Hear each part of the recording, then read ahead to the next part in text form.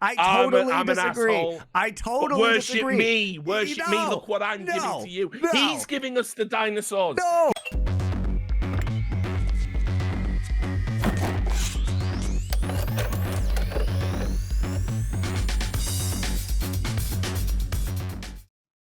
It's time for a new arc here on Foreplay, and we're just reversing our spit roast arc that we did last time. This arc is going to be called Money Shot, where we've each picked a film that has had great commercial success that we enjoy and think is potentially genuinely a pretty good film.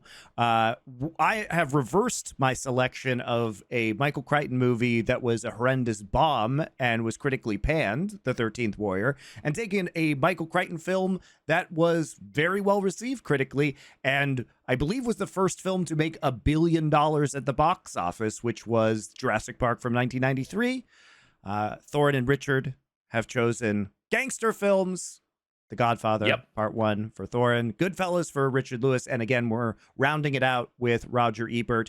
We picked one of his films from his top 10 movies ever, which is the all-time classic Casablanca. So we'll be doing things in that order. Today is going to be the episode on Jurassic Park, of course, very famously directed by Steven Spielberg from a novel of Michael Crichton's in the early 1990s. Novel's actually quite different from the film, and you know, generally considered kind of a prototypical like science fiction action movie, I guess would be the genre. How long ago did you rewatch this, Monty, before this?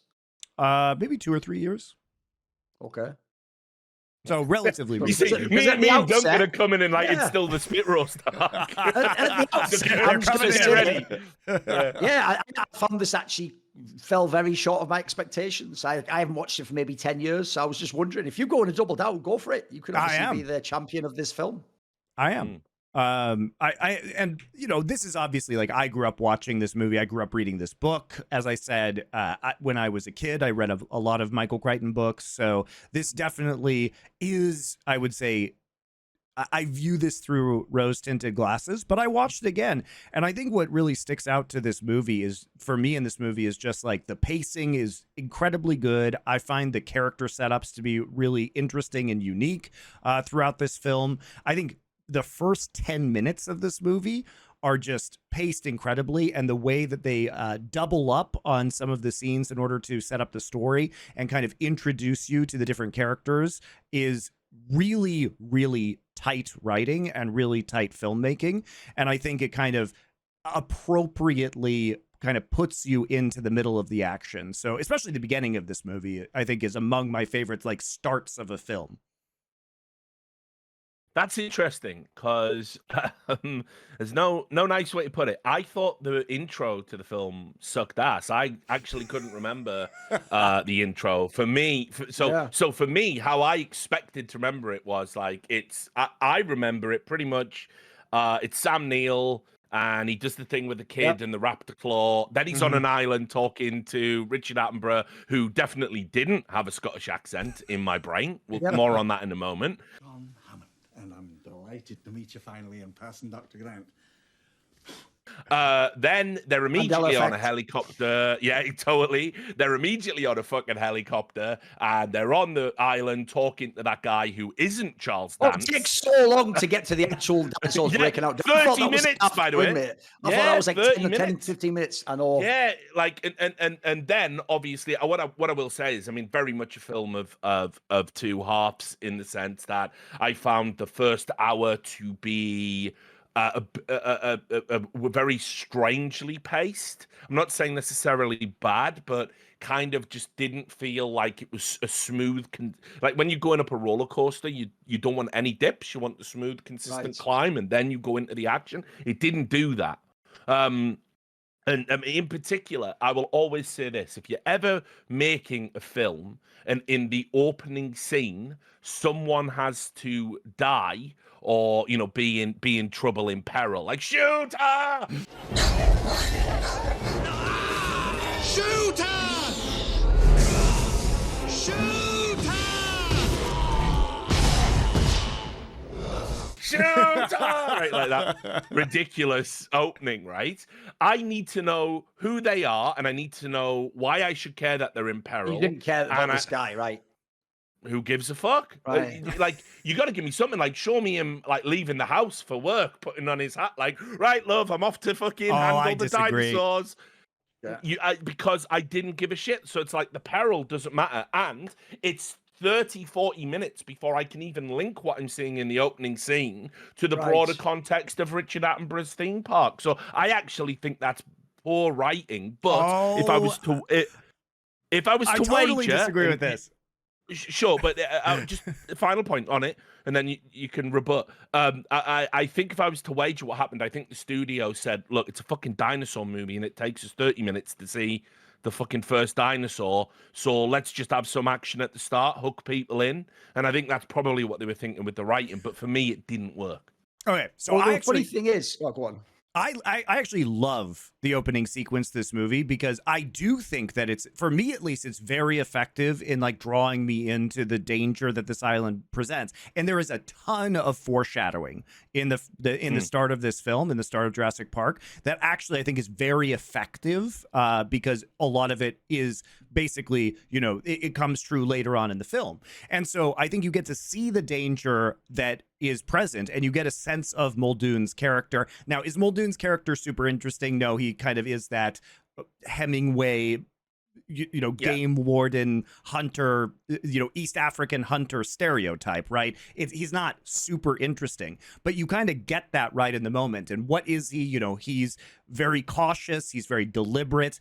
He takes control of the situation. He is not afraid to, you know, end things with violence when they need to be ended with violence if it means saving people. You get a lot out of Muldoon's character just in that opening sequence. And that opening sequence is incredibly important because it's that worker's death that then causes the investors to need the park to be reevaluated, sets up Gennaro's character, the lawyer, for why he's coming in, because it's about risk for the park, which I think is super interesting to bring that in right away. Not only that, but if you look at the scene, the next scene in which Gennaro's introduced, they do two things at the same time. He shows up and they're going into the amber mine. So they're actually setting up where the dinosaurs come from alongside why Gennaro is there immediately. Then you switch to the next scene, and that is where you actually get a really good sense of Dennis Nedry because he's meeting with this agent from a rival company. It explains very succinctly why he is going to attempt to steal these embryos. And then you also get this great taste of his character because you get him. He's a slob. He's a pig. And then when the check comes to the table, you know, he's greedy and he expects all of these other people to basically solve his problems for him. So he's like, what? Don't cheap out on me. Are you going to take care of that? Don't get cheap on me, Dodson. That was Hammond's mistake. Like, he is going to get paid a ridiculous amount of money, and he won't even pay for all of this food that he ate by himself at this restaurant. And you see he's also not very cautious in that he's not trying to be undercover about this meeting, no matter who might be looking. I think you get an excellent sense of all of these characters, bam, bam, bam, bam, at the start of this movie, and they're introducing all of the core concepts of this film super well in intimate scenes with only a couple of characters each and every time. I love the start of this movie. By the way, I think I know what Richard's getting at too, because the feeling I had was this. First of all, I forgot that entire scene existed. Again, I thought it started with Sam Neill and it gradually builds up. And then the introduction is, you know, the guy arrives who definitely wasn't Scottish. I also agree on that one. And then you just go off. I thought he was even American. Then you go off to the island and then you start to learn all the things. So two things there. One, the reason why that scene was great, and I think this, look, I won't say this is what you're being affected by, but it's possible you have a mirrored effect. It's because when you're a kid in 1993 and you see that, that's really scary. Someone's being eaten by a dinosaur. What the fuck? It doesn't matter that you don't know who he is. But I'm with Richard. When you've seen a million movies and a million horror films, it's like, okay, he's sort of getting eaten and they killed it. Oh, well, problem solved. All right, next. What we get into. And then when you say all that stuff there, like in a video game, that would be the cut sequence, Monty. But actually, you could skip all of that. Like, I would even say they didn't even set it up well. Like, first of all, as soon as you show the mosquito and the amber thing, that's not even foreshadowing. That's just showing you what they're doing. They're digging out things of mosquito. By the way, that actually, in my opinion, cuts down from the sequence later where they explain, well, how did they do it? Because actually, then we're not with Sam Neill. We already know they're going to do it. They've just got the fucking amber thing out, haven't they? Where Sam Neill's like, how have they possibly done it? Where would the blood come from? And then on the sequence with Dennis Nedry, I actually disagree on that one too. Because here's the biggest problem with this film. Because it plays into this really stupid trope about, it's from the 90s and early 2000s, everyone who uses computers is a genius computer hacker who could do anything with a keyboard. Because of that, right? You don't set that up properly though. Because when you show him initially, think about what it shows is he's this really greedy guy who wants a bunch of money and is willing to sell the genetic stuff to some rival company so they can get up on the tech, right?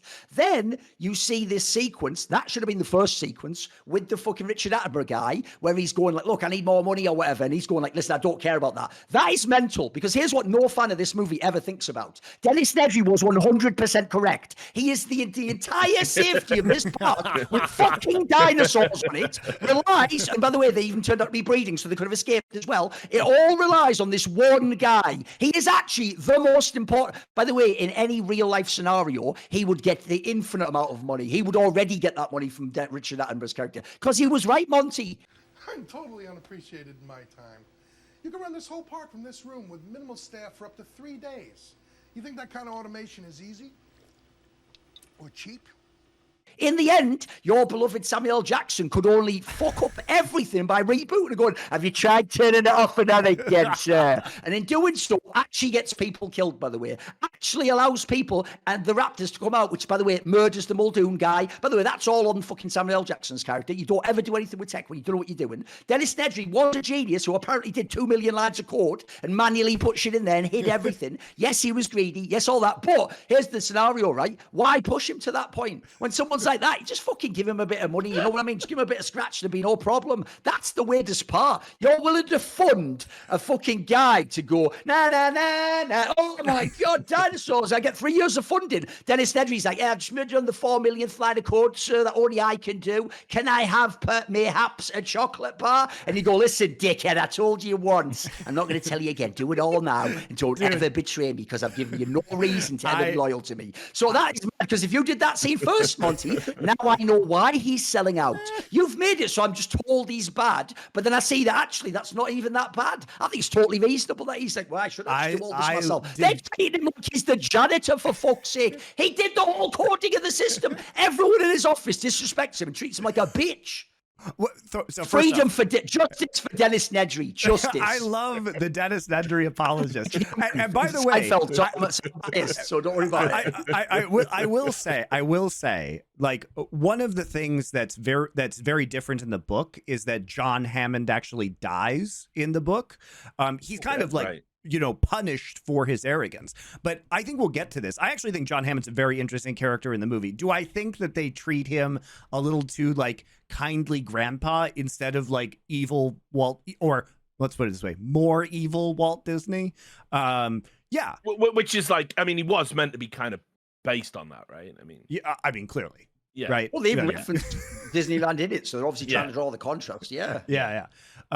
So, I mean, I do think that the interpretation that you can have of John Hammond is like, he's by far the most, I think, interesting character in this, and he does come off very badly. If you want to dive into John Hammond, one of the things that I love about John Hammond in this work is, like, I do think Spielberg makes him too sympathetic, because like you're saying, Thorin, he does a lot of stuff that is just straight up irresponsible. And by the time, you know, his grandchildren are missing in this park and he has no idea if they're alive or dead, and he's just sending his underlings out there, he's fucking eating melting ice cream in the cafeteria, basically saying, oh, we're going to get the park right next time. He's not even worried. And sure, that could be some sort of trauma response that he's having, but it's like, it's pretty cold-hearted for him just to be concerned about that and telling stories about his shitty flea circus. And like, I think this character is very flawed. Now, the next time everything's correctable, creation is an act of sheer will. Next time it'll be flawless. In this film, Well, and he ends up not being sympathetic. I despise. Spielberg simultaneously is an absurd black and white moralizer for what he thinks you should feel about the character, but he never allows any gray area. Like, basically, because he decided, Monty, in the end, that's the grandpa with a heart of gold, even though he's kind of a bit of an evil mogul, he wouldn't let you ever actually have the moment where you properly have him be John. Like, by the way, it's obvious that woman shouldn't have just said him it is good, as she should have said, well, you're the monster here, or some line like that, like maybe the greatest monster was you. You're going to do this again. Your own grandchildren are out there, man. What are you doing in here? Like it could have been a great metaphor. She could have had impassioned speech. Instead, he gets to be one of, not even the hero. He just gets to escape, like you say. He gets to just live at the end, and everything's cool. And as we know, he did do it again. This cunt did do it again. He didn't learn anything from this movie. And again. Yeah. Which, by the way, is actually appropriate if you want to think about the Walt Disney analogy, though, because it is notorious with theme parks. They literally do this. You have a ride that's really dangerous because it's new. You have some calculate, like they do with cars. If it goes wrong, how many people would die versus do we really have to scrap the whole thing? And then they just go ahead. If the number says yes, you go ahead with it. Even though there will be, if you don't know, on the biggest roller coaster, there are X numbers of deaths per certain number of years. It's considered like an acceptable amount of people to die. Whereas again, if you really were like a humanist, you'd go, I'm going to say 0 people should die on a roller coaster. But that's not the world we live in. I actually think, by the way, if you want to get into it later, the corporate angle is probably one of the best parts. It's just not hit that hard, you know. That part is very believable. The corporatism and the way their opinions change and what they're willing to ignore. That's really that was almost like the underbelly of the film. What I will add, just while we're talking about the John Hammond characterization, is I'll do you one better, Duncan. I actually believe that Spielberg probably made some alterations to the character, because ultimately what I find the movie to be is it's an apologia for vision, for being a man of vision, for being a visionary person. Right. And like, obviously, John, so it's like, look, his grandkids might get eaten by some velociraptors, and he has treated a bunch of people like shit, other geniuses in his orbit. But he gave us dinosaurs again, man. And think about it. And obviously, John Hammond is a self-insert for Steven Spielberg. Oh, like that basically. Wait, you guys are just completely ignoring the entire character of Ian Malcolm, which is basically there to be the counterweight to John Hammond. And he literally multiple times calls John Hammond out specifically for his hubris. Gee, the lack of humility before nature that's being displayed here staggers me. Well, thank you, Dr. Malcolm, but I think things are a little bit different than you and I had feared. Yeah, I know. They're a lot worse. Specifically for his lack of foresight, Dr. his Ian hubris. Malcolm, Jeff Goldblum is sort of played as like a wacky eccentric who, he's into all of his chaos theory and all of this, gibberish. Whereas actually John Hammond is grounded in reality. And yes, sometimes he is, though. He absolutely is. The whole thing is grounded in reality. Let me also tell you, he's using the awesome power of nature and trying to control it, and everyone is calling him out, and it goes disastrously. He's a charlatan. They show that because of his fucking flea circus. I mean, he's not a charlatan. The science works. Here's why the moralizing doesn't work, Monty. Because if he just paid Dennis Nedry more money, none of this would ever have happened. So it wouldn't have been because he played God. Now, look, it would eventually. Here's what's actually sick. There's a better Jurassic Park, which is there's no stupid Dennis Nedry plot. You just pay everyone normally. But the park does open, but you don't know that they've started to breed. We'll get to that later. The word atrazine will be dropped, but I'll be careful how I reference it. And what happens is that would be a way better movie where the park's full of people and they don't even know. They think it's all safe, but secretly in the wild they've been breeding. And then that's when it kicks off. That's the Thorin fucking reboot of Jurassic Park as fire. So that's the worst part. It was your hubris, man. You thought you were Frankenstein. No, if you just didn't have the fences fail, you were fine for this exact visit. It would have been approved and the park would open. He wasn't wrong. Yeah, I mean, he was not to pay that guy though. Always pay your tech people. Yeah, I mean, and so I think just as well we brought up Jeff Goldblum's character as well. Watching this back, I didn't really have any sort of fond memories of Jeff Goldblum. Oh, really? It's one of my favorite characters. Yeah. Well, no, I mean, having watched it yesterday, let me tell you, the movie needed him to fucking turn up. Yes, that's great. Actually, a lot of the performances, I think, up till this point, are pretty flat. I mean, obviously Spielberg's doing that classic thing he does in all of his movies, where he has a kid do something inappropriate and then the kid gets owned. you know, he always puts. Did you that like into that his scene? films. I do like that scene. I think the Sam Neill No, raptor thing it is is good. pretty It is good, great. but it's Think just of the mind he gets you. Yeah, he draws you in. it's classic Spielberg though. It is classic Spielberg. Much The way in the that same little way. kid even looks like a cartoon caricature of a Yeah. fat little Yes. kid who would Yeah. say that's Exactly. But that Exactly. whole, It's great. again, that whole sequence is so good because it shows exactly how nerdy, you know, Sam Neill as Dr. Grant and Laura Dern as Ellie Sattler are at this site, right? It shows their research. It shows basically Grant's relationship to kids, which is one of the major arcs of his character within this film. Is it heavy-handed? Of course it is. This is not a subtle movie, right? But it does explain who the character is very effectively. And I love the entrance of John Hammond because, again, you see how cavalier John Hammond is. He doesn't give a fuck that he's ruining everything that they're working on because to him it's about how fast can I get this done? Here's the grand entrance. I'm going to throw money at this to make the problem go away. And he comes in there, he busts open their champagne because he's a jolly old guy and it's a party now that he's there, right? And they were saving it. He's not ever concerned with other people. He's a prick. He's a prick. What the hell do you think you're doing in here? Hey, we were saving that. For today, I guarantee it. Who in God's name do you think you are? Yeah, no, but what I mean, this is what I mean about it being apologia, right? Like he does all of these things, and yet the movie tonally sets you up to forgive him for all of his transgressions when you see that fucking brontosaurus or whatever, right? Nah, nah, nah. But that's the point, Richard. That's the point. Is that it's you all do forgiven. It's you, all you, forgiven. You do forgive him, but that's the whole Yeah. point. Is that you forgive him while it's And magnificent. that's what Spielberg but is you, saying. you realize, I am the shit. No, I ruined all I your totally lives on disagree. this set. I I'm totally an disagree. asshole. I But totally worship disagree. me. Worship me. No, Look what I'm giving to you. no. He's giving us the dinosaurs. No. He's giving us. He is John Hammond, very No. literally in a real No, sense. I That's totally. who I think Spielberg that. I is. think that interpretation is whack, man. Like the No, entire I'm thing telling is you. that you are in awe of the dinosaurs, and this is something that he plays And we are in on, awe of but Spielberg's vision and special effects. It's an illusion. It's an illusion of control and of majesty that it inverts into terror and chaos. It's still the flea circus. It's all an illusion. When we have control again. You never had control. That's the illusion. I was overwhelmed by the power of this place. But I made a mistake too.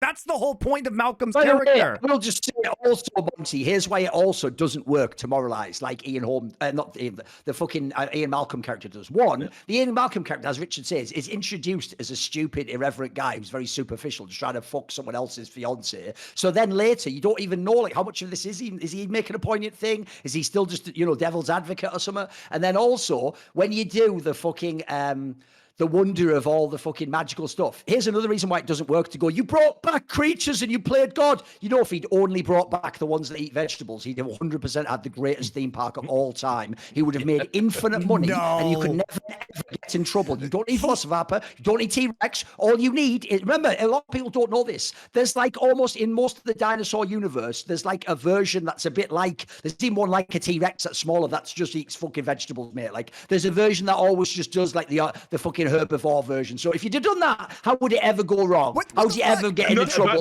By the way, if we're going to talk about the mechanics of the actual park, you're right. But that's not. But first off, that is not how anyone who was building this park would think, because they would think everybody fucking wants to see a T-Rex. We'll make more money if we do a T-Rex. That's the whole point. So here's of the another great corporatization idea of this for a movie. reboot. Here's another great idea for a reboot. They do have that whack-ass fucking vegetarian pussy T-Rex, right? but they put like, bigger bills on it and stilts on it and claws on it. And then John Hammond is going, it's kind of whack though, innit? I want the real thing. Get me the real thing. Okay. And then that's a good title movie. There you go. See, like it's pussy. Pussy Jurassic Park is how it starts out, right? And then he wants the real shit. Even though it's just a character failing on my part and my people, I also just appreciated he instantly rizzed the fuck out of those cunts by going schedule.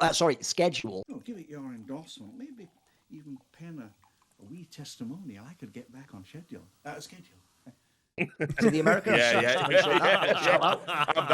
Have that all up in your grill. It's our language. Yeah, I love that. But no, I enjoyed that. But I will just say, back to the contrast of, I mean, Jeff Goldblum is, I think, probably the best person in this movie. I think, you know, and I didn't remember it that way at all. I was very much a Sam Neill homer. I love Sam Neill, so I adore Sam. I mean, dude, I love him in general. Like, I mean, we're gonna have to do, you know, at the mouths of fucking madness and all that. Yeah, we will. We We talked about doing that with the Cosmic Horror arc, but I mean, like, there's two actors I have like a very weird soft. He's in loads of films. Yeah. Oh yeah. Sure. I have a very weird soft spot for Sam Neill and for Michael Keaton. I don't know why. Just love both those guys. Yeah, I can fuck with that. Even though, again, I will say some of Michael Keaton's movies haven't aged particularly well. I will say I love him having a renaissance now. A Birdman, low-key. I love that film. Oh, it's mega, yeah. The Founder is also look, pretty good. Anyway, continue. Yeah, I mean, considering, again, it's just a love letter to fucking corporate America. Like, why did that happen, by the way? Why did we suddenly get, like, just a run of movies where it was, like, The Founder, there was that one about, like, how Air Jordans got made, the one about the BlackBerry, or the one about Flaming Hot Cheetos. That fucking, I don't even know any of these movies. Wait a minute. It was just like all of it. Cheetos. Yeah. Why? Yeah. Meanwhile, again, I'll say in the last episode, people like David Lynch and Jodorowsky, like, I can't get funded for my visionary thing, and they're like, yeah, sorry, we've got to spend it on Flaming Hot Cheetos. Yeah. And society, it's over. The science a film experiment. Yeah, exactly. Back to feudalism. Back to the thatched houses. And back to Jeff Goldblum. Like I say, you know, what I will say is, though, I don't think necessarily he is a particularly good contrast to the John Hammond character. As I said, I think the movie is too forgiving of the John Hammond character, even in the moments where it does directly in his text, where they are saying, you were playing God, what did you think was going to happen? But he's kind of like, yes, but look at the pretty dinosaurs, and you know, and it's like, whereas like, because Jeff Goldblum is obsessed with like mathematics and chaos theory and life finding a way and all of this stuff, what you have to remember is contextually for the time in the early 90s, chaos theory and other like mathematical stuff. Yes, this was the trend. Oh, it's hot as fuck. Yeah, this was exactly. Yeah. It was a trend, but it was also like it was the because pop people science. didn't really understand it. It was a pop science. Exactly. Trend. It was a pop science trend. Exactly. And so what you have to understand is that I think Ian Malcolm's in the first movie, I think he's coded to be a little bit kooky, and as Duncan rightly identifies, you're not actually supposed to know where he stands on these issues. That there could be a moral flexibility on him because of the science he has essentially attached himself to. But irrespective of that, Jeff Goldblum for me is the heart of the movie before it just descends into being a child's film.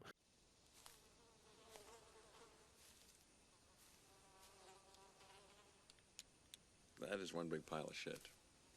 You know, he is the guy that like actually is the most interesting. I think, you know, he does have some spikier edges, like Duncan says, the way he's introduced. You're like, wait, is he a good guy or a bad guy? I don't quite know. He is the closest thing that Spielberg gets to presenting a sort of grey character, an interesting character. Yeah, you know? well-rounded character, exactly. Sam Neill and Laura Dern, and I used to love Laura Dern until she turned up playing Admiral fucking Gender Studies in that Rian Johnson movie, right?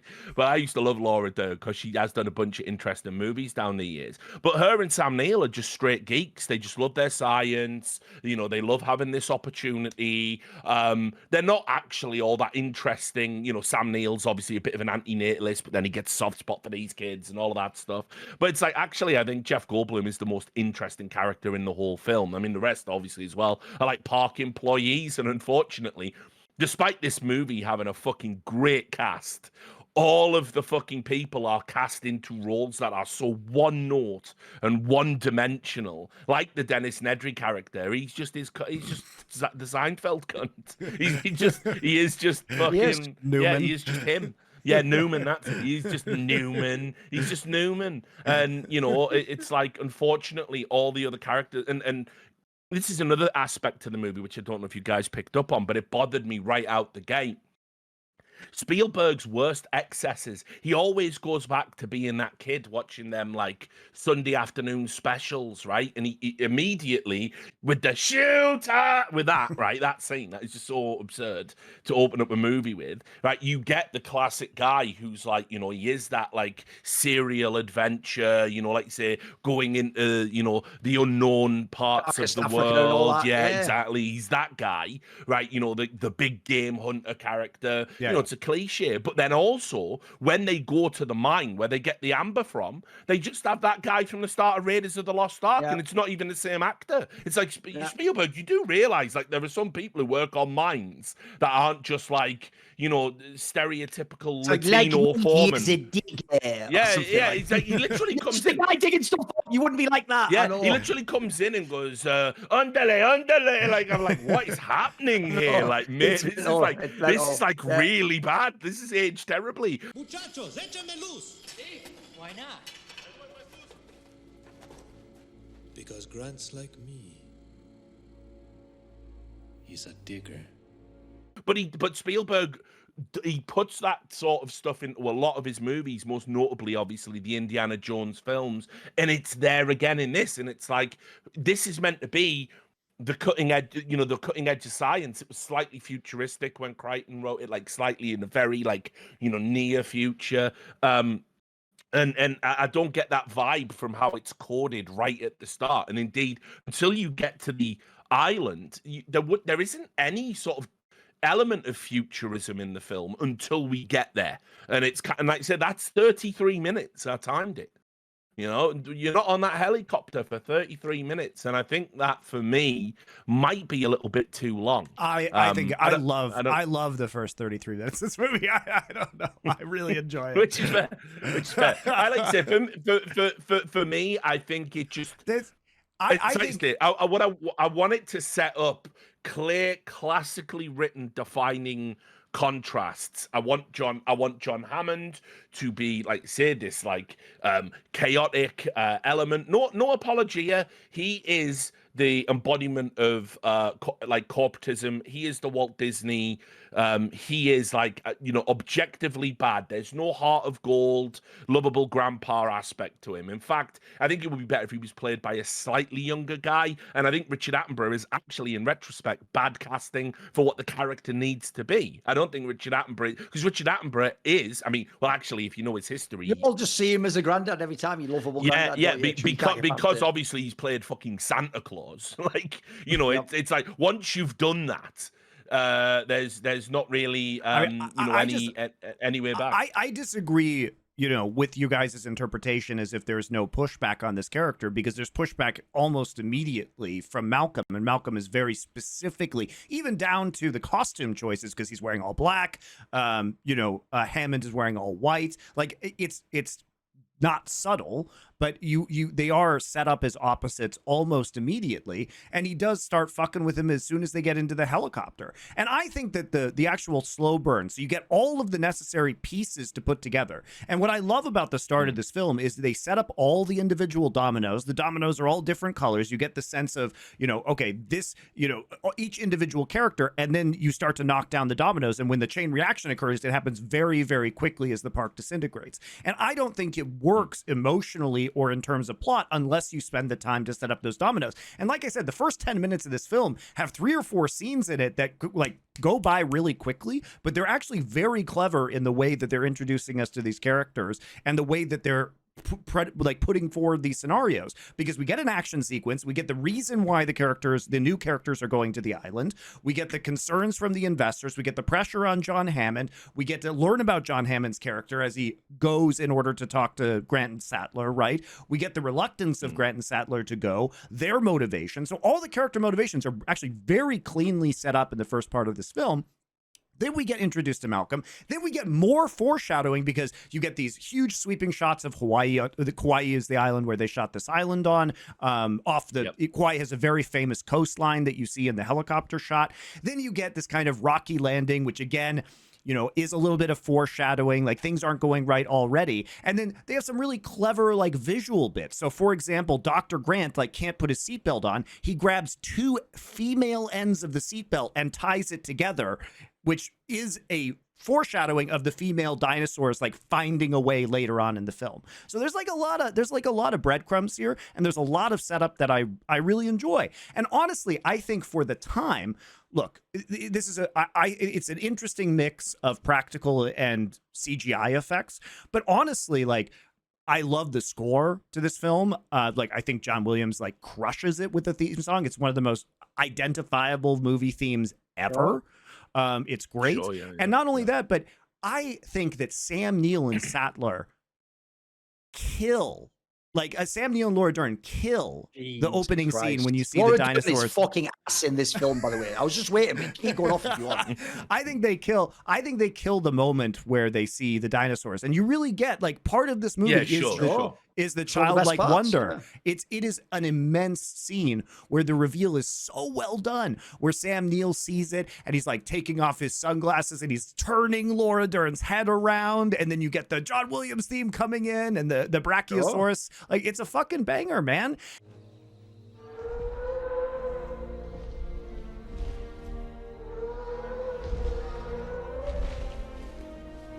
And I love this movie because it really does set up the stakes of this incredible thing coming to life and this childlike wonder and questions about, is this for the good of society? Because John Hammond says, well, we don't only want the rich to go here. And Gennaro's like, well, we'll have a coupon day or whatever. You know what I mean? This park was not built to cater only for the super rich. Everyone in the world has the right to enjoy these animals. What, we'll have a coupon day or something. And you know, Hammond is caught in this world between genuinely wanting people to have this wonder, being kind of cavalier and fucked up, and, you know, only caring about this project even in the face of his own family's possible death, which is like disturbing. But there's some aspect. I actually think Hammond's a pretty interesting character in this because he's partially altruistic, he's partially a showman, and he's partially incredibly negligent. I don't find him to be a black and white character. His actions in the film do not say that to me whatsoever. By the way, Laura Dern fucking sucks in this movie. And the worst part of the whole movie is that the whole thing is so clumsily set up as like, I don't know, who would ever want to have kids? Like, oh, they're fucking shit, aren't they? Like, well, I don't know, it'd be nice to have some breed of a human. Later on, she drops the worst line in the whole film. Dinosaurs eat men, women inherit the earth. And how would they breed, you moron? Man destroys God. Man creates dinosaurs. Dinosaurs eat man. Woman inherits the earth. You know, of amphibian DNA. The movie explains why that's a shit line. Boo! Trash ass line. That's fucking shit. It's almost as bad, by the way. I can't ever go back to films with quips. I can't have Ian Malcolm going, think this will be on the ride as he's being taken away on a jeep from a charging Tyrannosaurus Rex. Americans are children if they actually want that in their films. Little kids want that. No adult wants that.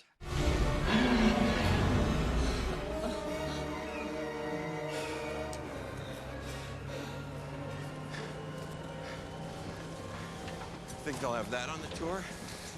How about the last line of the film, which is Alan Grant saying, after careful consideration, I've decided not to endorse your park. And John Hammond just says, so have I. And those are the last lines of the movie.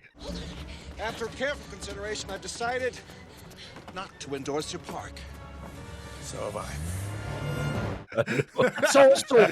There is no actual. That's why there is no pushback, Monty. The pushback would be this. Oh, what you're doing here is actually like you're playing God, and this is going to have terrible consequences. I'm going to have to leave immediately. This is terrible. It wouldn't just be like, I'll just say this to you. Look, can I just get a word in here, lawyer? I just want to tell him, I think, like, this, philosophically, this is potentially wrong. Even then, he never says it is. He just sort of goes, potentially, like, maybe you don't understand the wisdom. Like, that's just a fucking philosophical bunch of out, mate. He doesn't do anything about it. He still goes out there. He still gets put as an action hero from then on in the film. And then also, by the way, I'm just going to say this right now. Those kids are so fucking insufferable in this film, right? One of them immediately tells you they're a vegetarian and it's just annoying. But by the way, about 90% of the dinosaur attacks happen because that girl just keeps screaming and then run away.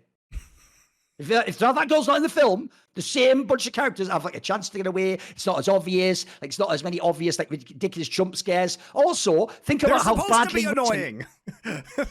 They're intentionally annoying. You're that thing, Monty, where you just take all the things that are bad and just decide they're good. Even though, by the way, if those children had been annoying in Revolver, you'd fucking mould, mate. You'd lose your shit completely. But because it's your film from the 90s that you cannot get out of being the kid who went to NASA camp and went to science camp and believed in all the dreams of America and that you'd be on a fucking colony on Mars by now with your family, with clones and teleporters, because you believed all of that. That's why you have to now defend and keep for a shit-ass fucking ride that turned into a movie all the way around, years later. So here's one of the worst parts of this film, the hacker trope. We're back to that. So you have established to me that Dennis Nedry is the only genius. Even Samuel L. Jackson can't go through all that code because there's millions of lines of code. You just have to reset the system like an actual noob, even though he works in the fucking computer section. But do you know who can get in the computers and do everything? Just a random girl, because she's a fucking girl. So of course she can do everything. I've got it open.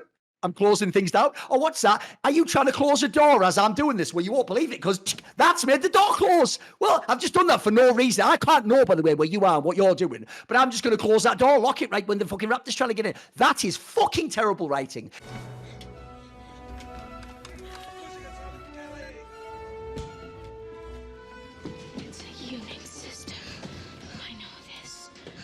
It's actually, I'll give you a quick concept. If anyone ever saw the show Smallville, it's probably the worst version of this trope taken to an extreme. Because that girl who in the end got caught up with that fucking cult in real life, if you know who I'm on about, the blonde-haired girl in Smallville, she used to be a character who did computing stuff, right? By they get a few seasons in, she's just like hacking the NSA and shit from home PCs, mate. And that's just taken as like, well, you know, computer people, they can do anything, can't they? That's like an actual core part of this plot. That is a terrible trope.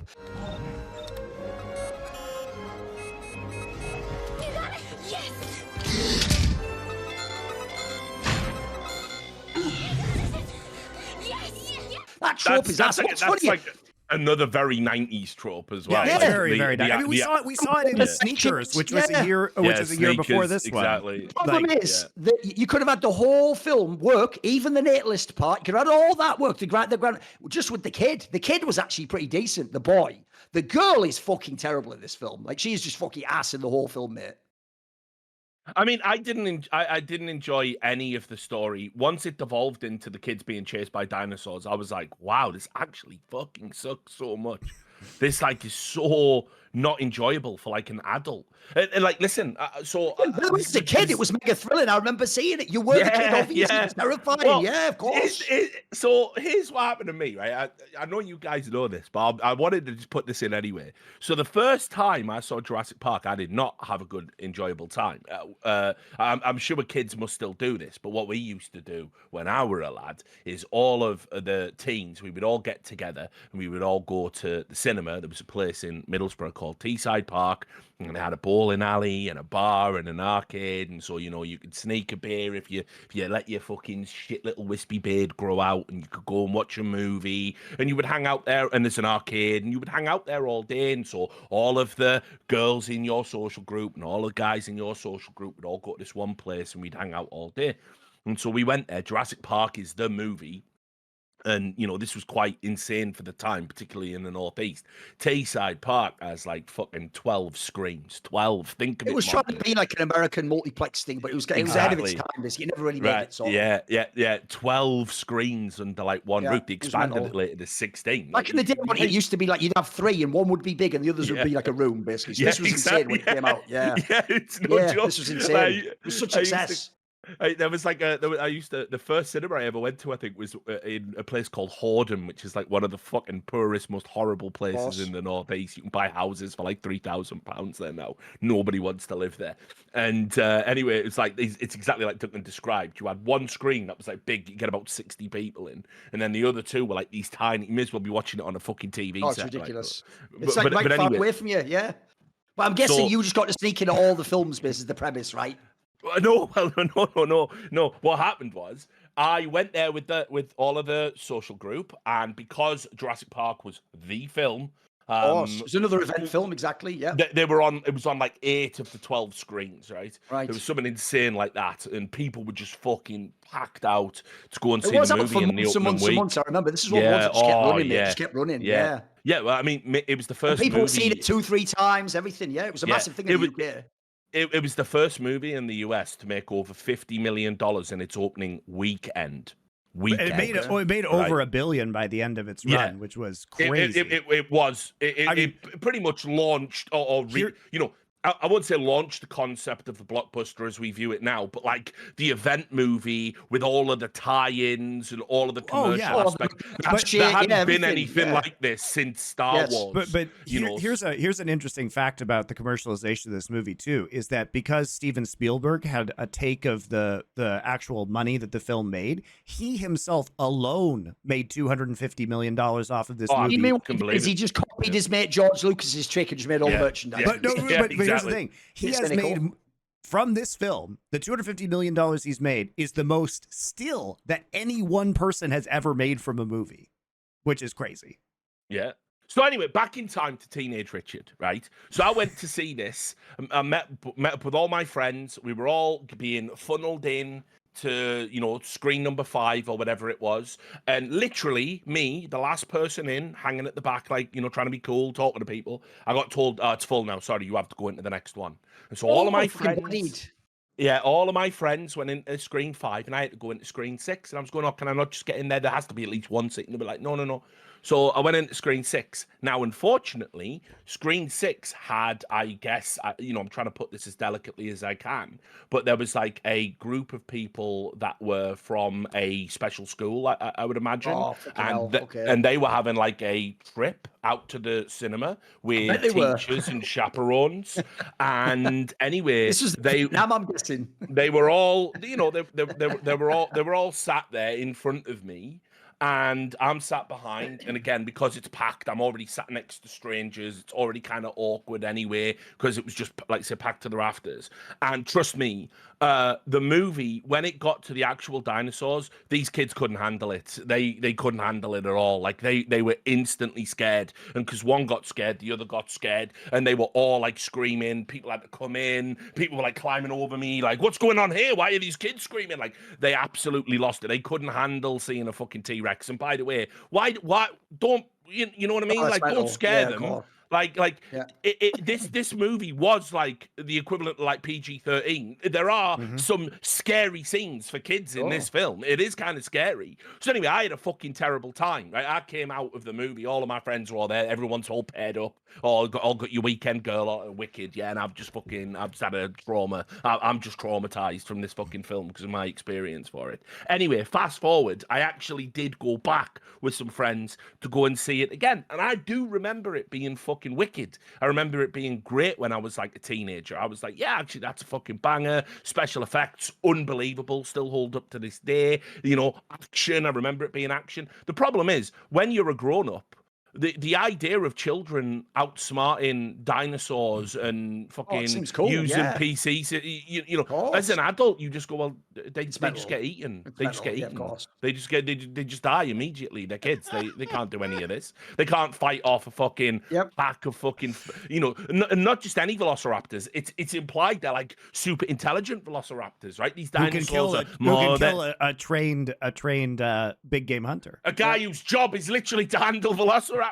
But these two fucking 12-year-olds, or they're not even 12, they're like 10 or something. These two fucking 10-year-olds can just fend them off, and not just fend them off once. Like, once would be, all right, well done. You got super lucky. Like, you dodged the dinosaur-shaped bullet on that one. Let's not have the kids in peril ever again, because obviously they will just die. They're in peril over and over and over again, and it's screaming, and it's like close-ups on the kids. And this is another thing I can't stand about Spielberg. Like he just cannot help but make movies that just have these weird scenes that are just in there for the kids, just for the kids. His best films are the ones where he just doesn't do any of that shit. It's like Jaws, Jewel, like just adult, tension, builder movies. As I said, like before we went live, some of his like turn of the century, Renaissance, Minority Report, and fucking, Catch Me If You Can, stuff like that. whenever he just has kids in a movie, you just know with Spielberg, you're just going to get these like super embarrassing, unrealistic scenes. And this is what I mean. This is like a movie which, thinking about it now, it doesn't like do anything for me as an adult whatsoever. They're like actually didn't enjoy rewatching it. You know, I can see aspects of it where it's good, but didn't enjoy it. But if I were to have kids, this is exactly the type of movie I would sit my 8 to 10-year-olds down to watch together as a family. Yes, it would absolutely check that box. But I don't, as the internet likes to remind me, I'm a childless loser. So I don't. Yeah, exactly. I am Sam Neill. I am rocking that shit. So it's like what I'm saying is, I think unfortunately, this movie, it is good, but it's only good for key demographics. It's good for parents that know it's just mindless blockbuster shit, but it's gonna knock their kids' socks off to watch like a movie where they're in mild peril. It's good if you can go back in time and watch it where you're not in a room full of screaming people and you're a teenager. It's pretty good in those circumstances. As an adult man that only craves the best cinema has to offer before he shuffles off this mortal coil, a rewatch of Jurassic Park was a fucking waste of my time. I'm not gonna lie. By the way, I'll just do a couple more complaints because actually there are the good things in the movie. I can get to those too. Yeah, we will do the good. We'll do the good. I had one last rant, which is the other thing that is insane. By the way, just as an aside, I'm not going to say any more about it, but I actually definitely agree with that whole rant about Spielberg. I think anytime anything to do with kids is involved, he's a bit sus. That's all we'll say about that one. So, what? Don't give a fuck, mate. You can't get me for that. So there's an angle in this film which also is so insanely 90s, which is this film you could actually also believe was like the fucking deep state funded or something, because the entire film is to sell you that the following ideas are good things to pursue, like dinosaurs, evolution, and genetic manipulation. Those are the core central points of the whole film, and then you just sprinkle a bit of pop sci chaos theory. Oh, it's chaotic and wacky, and only like genius programmers can make models that can possibly do this. Now, all you other people, you're a thing of the past. We've got this new way of looking at the world, right? That whole aspect. Think about this, right? Since the essential thing in this movie for the first half is to make you think, I wonder if this could be real. I wonder if you could actually find, because famously you can actually find mosquitoes in amber like that. It's just you can't spoil it, get dinosaur blood out and make dinosaurs, right? So it's to make you think maybe this is possible. Like at that time in history, what you've been told in, like National Geographic makes you think, oh, that's only like a little bit ahead of where we are. That's actually maybe plausible. Maybe this is something you could do. This is the craziest part that's just snuck in there. And all I'll say is anyone who's ever looked into any of the genetic and scientific experiments in large Asian countries in the East, let's say, really big ones, giant ones that used to be much smaller, but they got a lot bigger, taking 3 or 4 countries in.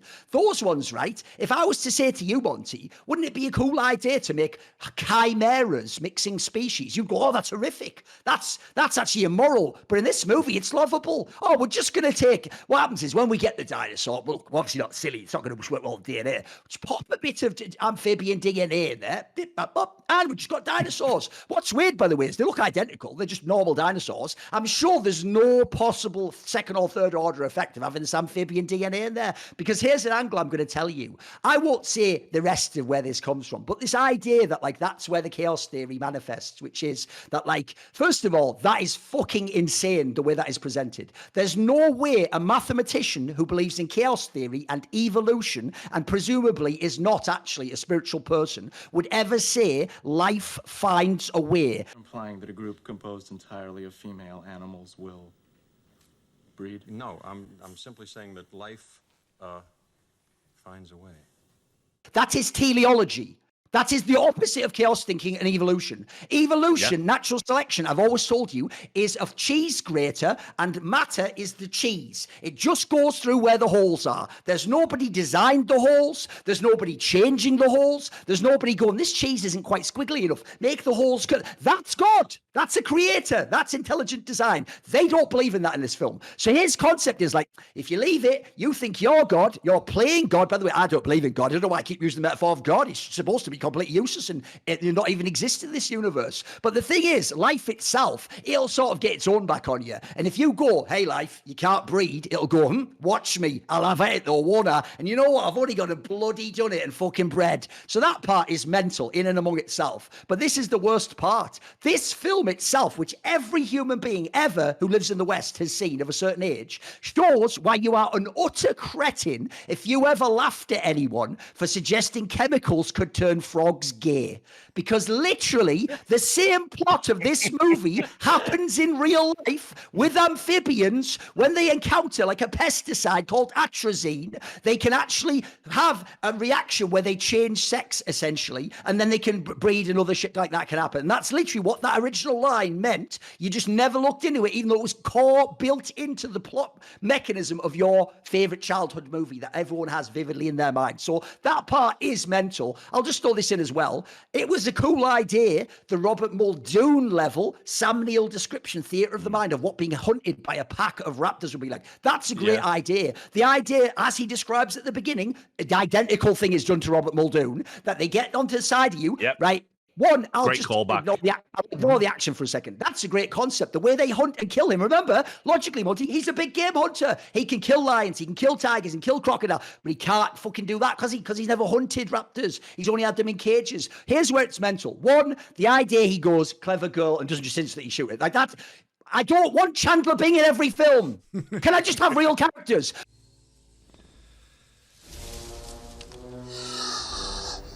Clever girl. Why would the big game be doing quips to nobody?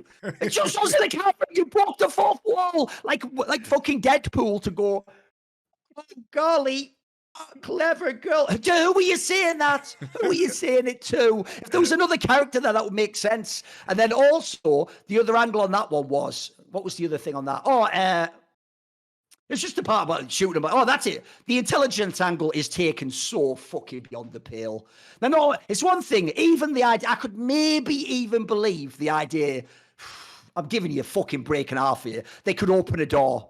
Because you'd have to be able to conceptualize a door, what a handle was. By the way, remember, think about what they even explained themselves. They know how electric fences work because they throw themselves against it, brute force principle, no intelligence shown, and they test and they remember. How would they know what a door does? Who's showing them doors, by the way? Is there any doors in those bits?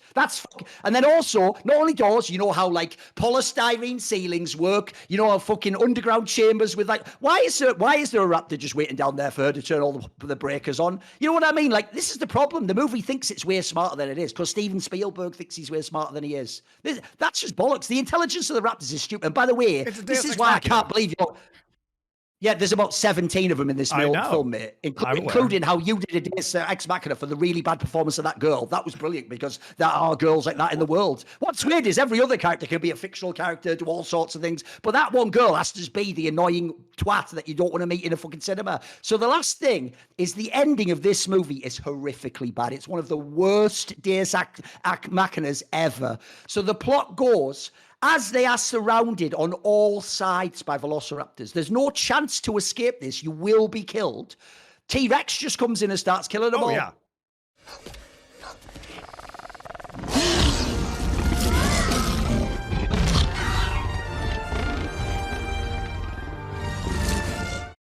That is one of the worst Deus Ex Machinas ever. But it's not even necessary, Monty. You could have done it so much cleverer. Oh, yeah. There could have even been a thing like maybe you could have even had like someone on the computer who's actually intelligent, by the way. Maybe Samuel L. Jackson's character gets to be redeemed. Maybe he's using the overview and actually he's shutting down parts of the park and he's like, the only chance we've got is we've got to get the T-Rex there. Maybe it'll distract him. Maybe he like brings it in or so. If you do something like that, it could maybe make sense. There's no reason the T-Rex. Also, by the way, I'll just throw this last detail in and this will blow your mind. Remember what happens, Monty, if you're sitting in a car and there's a cup of water and a T-Rex just walks. No, when a T-Rex is running towards you and you're about to kill, no, mate. It's just fucking, he's got his fucking, what's he got, little loafers on? Give me a break. That end of the movie fucking blows, mate. There's parts I do like. I can go on that in a minute, but that part blows. That part fucking blows. I think the that entire takes me ending. straight out of it. I agree. I think the entire ending sequence is weak. But I mean, there's this is Michael Crichton, right? So Michael Crichton, what he did was he took pop science concepts of the day. He did this repeatedly. The longer his career went on, it really got into, okay, so what about like multiple dimensions and time travel? Right, parallel universes. Android did everything. That's did timeline. everything. Yeah. You know, that's timeline. Nano machines. That's Prey. He did everything. Anytime like something would start to like bubble up into pop science, he would take it. He would novelize it. He would, fuck it up. Like, obviously, it's stupid. You couldn't take amphibian DNA to fill in the gaps of it. Talking to gorillas. Yeah. Oh God. That Congo is fucking bad. Oh dear Lord. The problem is this, Monty. I haven't read any of his books as an adult because I read them also when I was like 13. I haven't read them as an adult either. Now, I'm also really scared to ever read them because he is so much closer to Dan Brown than I realized. Like these just feel like they're just airport books. You know what I mean? I'm thinking really good books. Do you remember what we said last time we were talking about Crichton when we did the 13th Warrior and we were talking about how like essentially he wasn't even a novelist towards once he was successful, he was just writing movie scripts that they were novels but he was optioned. This was optioned for $2 million by Universal Pictures before he'd even finished writing it. So the book came out in 1990, and the movie was done and released in 93. That is an insanely short turnaround. But look, there are in every single Michael Crichton story, we have these Deus Ex Machinas. And yes, I agree that the ending of this film is very weak. I don't find the ending of this movie very convincing. I don't find the science gobbledygook very convincing, right? What works for me is a lot of the conversations, particularly from Ian Malcolm and Hammond, and the setup to this movie, I think, is very good. And I understand your take on watching kids movies because this is a kids movie, right? It basically is an older kids like popcorn flick. The thing is it could have been a great adult horror movie though. You could make a fucking brilliant movie. It's not trying to be that. It's not supposed to be that. Why are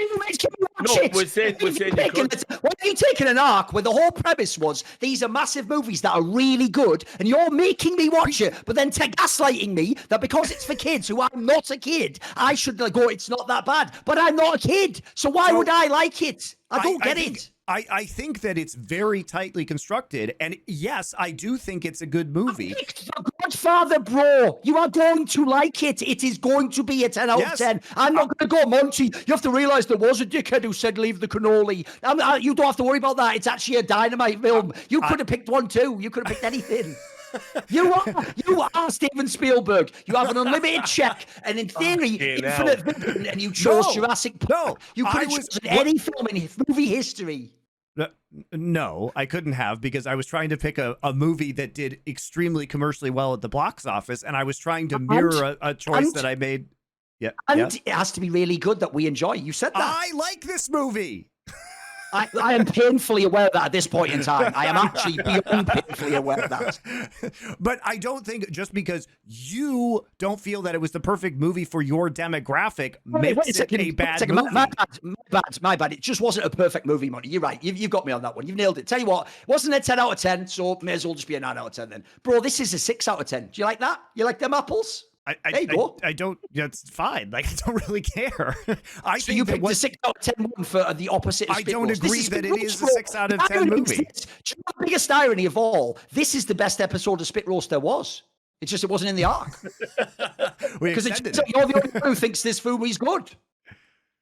I think that it's very successful at what it tries to do. And if you look at the way, I think there's more depth to it than you guys give it credit for. I think it has to portray. Hit me with some of it. I already did. I talked about what I think the Hammond character, I think the Hammond character and the Malcolm character are fundamentally interesting in this movie. And I don't think it's quite as black and white as you guys say it is. Why do you think it pulled out of doing more with the angle of, corporation? Because that is really interesting. By the way, the most interesting part even of its time. Yeah, the most interesting part actually was the part where the guy who's brought in as the insurance underwriter guy to check the investigation, as soon as he sees the dinosaurs, is like, fuck all that, we can charge anything, we can do that. That's a great angle. are gonna make a fortune with this place. The idea that, like, essentially corporate greed would mean you'd remove all bylads. And in fact, he's then arguing against all the other characters. Hey, shut up. Tell the Jeff Goldblum character, shut up. That part's really interesting. By the way, if you tie that with the needy part or whatever, you could have made something also really interesting. More of an underbelly of corporatism, or the idea that, like, by the way, you could even do that too. Maybe it isn't actually just him pressing a button and it all goes down. Maybe they're hacking the system or something and opening areas themselves. Or you could have done a lot of extra things with that. As I recall, the book actually more is about the corporate espionage angle, because they set up the rival company to InGen, which is the company that is in the film, right? Yeah, I do think that is. I'm trying to remember. It in a long time, but I remember. I haven't read it since I was a teenager, but I do recall that was actually a bigger part of the book. And I do, like I said, I do like aspects of the film. I do like that Hammond dies in the book better. I do like, the book has more depth. Why does he die in the book, by the way? Why does he die? Because he wanders off alone and gets eaten by like a horde of tiny dinosaurs. Basically, he's basically just biblically punished for his plausible. sins. Okay, yeah, he's plausible. The answer is the way that punished. guy dies in. You know the way the guy dies in, is it Jurassic Park 2, where he gets eaten by all the little dudes? Yeah, that's how he dies in the book. That reminds me. Also, another thing that I don't really give a fuck about, but as a kid, you actually feel really sad when that lawyer guy gets eaten on the toilet. I now realize that's the fan service for adults. It's just a whole gag of four lawyers, right? Obviously, you want to see him die. It's like, oh, fuck that guy. Yeah, that's just fan service for adults. That part. Yeah. So I think that, as you guys have said, in the period in which this film was released, and I do think that things have aged badly, but it was very exciting for the time it was released. And I think it's an interesting snapshot into pop science in the 90s, in the early 90s, as, like I said, many of Michael Crichton's works are, not 13th Warrior, because that isn't he wasn't at his that was one of his earlier books. He wasn't kind of in the middle of the sci-fi shit yet. But I think this movie is very successful at actually having a certain amount of depth to it for what is a teenage movie, effectively.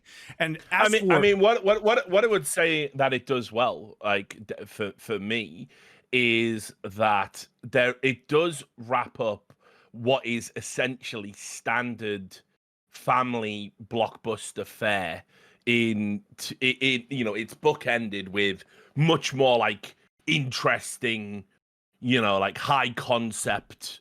Guys, I don't. As far as a family blockbuster goes, this is like one of the best ones. Like, this is one of the best examples of this genre. That's the problem. I mean, this is probably like the best like non-Disney family. Yes. Mild peril for kids movie. I mean, it doesn't hold a candle to like The Lion King or anything like that, you know what I mean? But like, if you are going to sit down and watch a family movie with your kids, that's for younger. That's for younger kids, but sure. Here's the problem. Here's how I can tell people I haven't watched a Disney movie in a while. You just remember this plot and you go, "Oh, it was emotional." They have songs in a minute. As soon as they start singing, I'm out. Yeah. See, I'm out. I don't mind it in the Disney movie.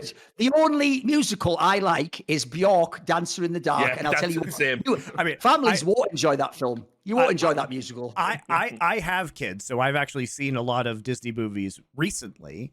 And I'm not a fan of musicals either. And also, I mean, there's the whole complaint that Lion King is just Hamlet, right? But worse. But I don't think it's a fair comparison to talk about Disney's animated library, because that is for children younger than this movie. This is like very much like a 10 to 16 movie, in my opinion. Yeah.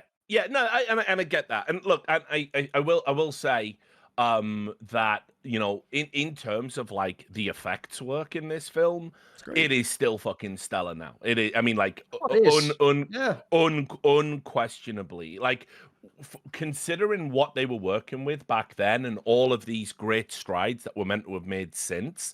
And I think about like how we're heralding like the de-aging technology used in The Irishman and other like these incredible like bringing back dead actors and having them do their parts, like we did with Peter Cushing in Star Wars and stuff, and Ian Holm now in the new Alien movie. It's like, actually, in terms of the leap of what we were doing in special effects and CGI, this is insane. This movie has aged better than the Gollum effects in Lord of the Rings has, which is crazy when you Really, I haven't consider, seen the again, Lord of what the Rings movies in a while. It just looks really computery now. I do the Lord of the Rings mega watch like once Every couple of years I do it. Usually Christmas. Yeah, exactly. and you know, look, it's still up. They're fucking 10 out of 10 family blockbuster movies. Sure. I mean, that's a fair comparison. Yeah, they well, I mean, it's a fair comparison, but not a flattering one, I would say, because I put them on a pedestal in terms of of adaptation. But in terms of the effects, how well they've held up over the years, this still looks absolutely stellar. The T-Rex looks fucking great. The practical effects, the bits where they're using the animatronics and the way that's blended with the CGI, it all works really well. You still can't see the joins, and I had some trepidation when you suggested this, because I thought we're gonna go back and I'm not even going to be able to sit here and be flattering about the effects work, which, I'm very particular about, being a big horror aficionado. But actually, it's incredible. And as you've already alluded to, the score is iconic. I mean, it is absolutely fantastic in that regard. And I would say, if I had to talk about a film that was important in terms of what it did for the concept of the big movie, probably this is one of the most important films in modern cinema for that. Now, by the way, I hate the Hollywood system. I think it's antithetical to art. I hate how we have to have a big summer blockbuster movie every year without fail. They all have to have sequels. They've all got to fit into a universe. Then when it fails and people get bored, we just reboot it with different actors. I hate what it's essentially become. But in terms of being like an event movie, at that time, Jurassic Park was everywhere in a way that movies just weren't. Like you say, if you missed Star Wars with all of the merchandising tie-ins, this is probably as close to that as you're ever going to get if you didn't pick up on that, which was really the first of its kind. I'm talking, you went into McDonald's, there's a Jurassic Park Happy Meal. The Big Mac is the fucking T-Rex. You go, all the toy stores, Jurassic Park, kids at school, Jurassic Park fucking lunchboxes, toy lines. There must have been a spin-off cartoon. That just goes without saying. It was an 80s one or something. It was. This was crazy. How it was omnipresent. And I want to go back to the special effects, because I think even you have to remember that this was CGI in 1993. Guys, like the fact that CGI is one of the earliest films. In fact, CGI wasn't even well regarded. This film was supposed to be shot with a form of like stop motion animation, combined with practical effects. And the only reason they moved away from that was because Industrial Light and Magic, when this movie was going into production and ILM was contracted to do the special effects work, they actually, one of the guys over there surreptitiously, when Kathleen Kennedy, who's a producer on this movie, now she's like infamous for being at Disney, right? But this was 30 years ago. So she was one of the producers on this film. And when she came into ILM at one point in time, what happened was they had built a sample T-Rex on CGI, and they had put it on a monitor in a room that she was in without the head guy who was running the project at ILM knowing. So it was one of his like underlings basically who was doing this, and she was not supposed to see it, and so she saw it and was like, holy shit, what is that? And then that got to Spielberg saw it and decided to cancel what was the stop motion animation and move forward with the CGI. But this was really like landmark for CGI, and I think it's still obviously not. We just had Terminator 2, right? So if you think about it chronologically, like T2's like 92, right?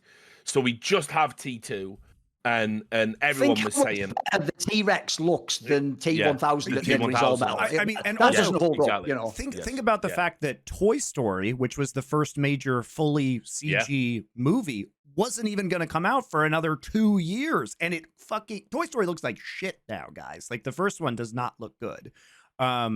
And so compare it to that, and you can see like this was actually the blend of the animatronics and the fact that they really built a 30-foot tall multi-ton Tyrannosaurus Rex robot is fucking cool. And those scenes, especially when it's flipping over the cars in the rain and everything, I think hold up extremely well and are very iconic, right? And yes, there's tons of shit that's stupid, like, oh, it can't see you unless you're moving, which, like, how the fuck would we know that about a dinosaur from a bone? We all love that twist when it's in Predator, though.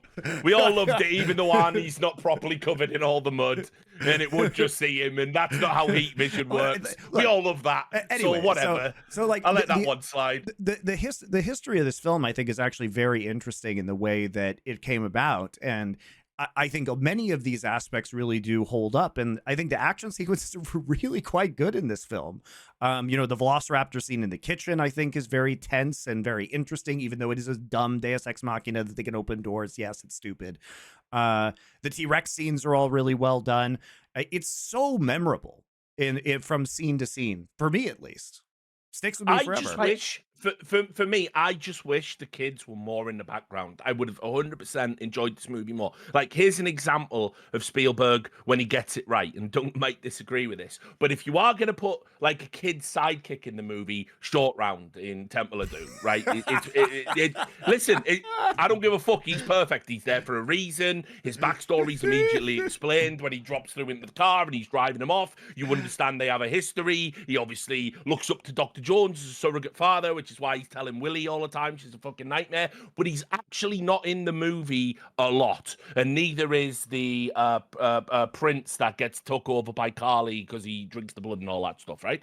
So the kids are in the movie, right? Because Spielberg has to put the kids in the movie, even a dark movie about human sacrifice because he's going through a fucking divorce or something. All I'm saying is. Right.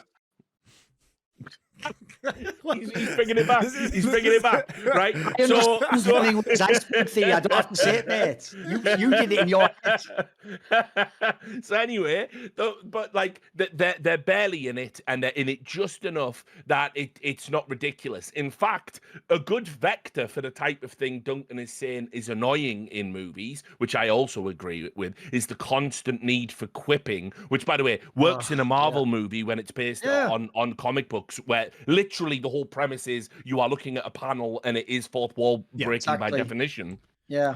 This does, but like, the quipping does deflate the stakes in this for sure. The kids get to do the quips because they're kids. They don't understand. Children, by definition, don't have a concept of danger. So if you need comic relief and throwaway lines and quips, have them do it, like Short Round, the excellent Short Round, the go-to child sidekick in cinema. I'm just gonna say, I find your Temple of Doom, like, Short Round apologist take, like, ridiculous. We're gonna have to watch the movie. I haven't seen Temple of Doom in a long time, but I am Richard. I am very suspicious of your love of this movie.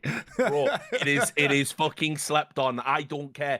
Everyone loves that iconic opening scene of Raiders of the Lost Ark with the boulder, but I'm telling you, Temple of Doom, that opening, just as good for me. So fuck all of y'all. Temple of Doom for life. Anyway, well, Short Round has an Oscar now, so you're right.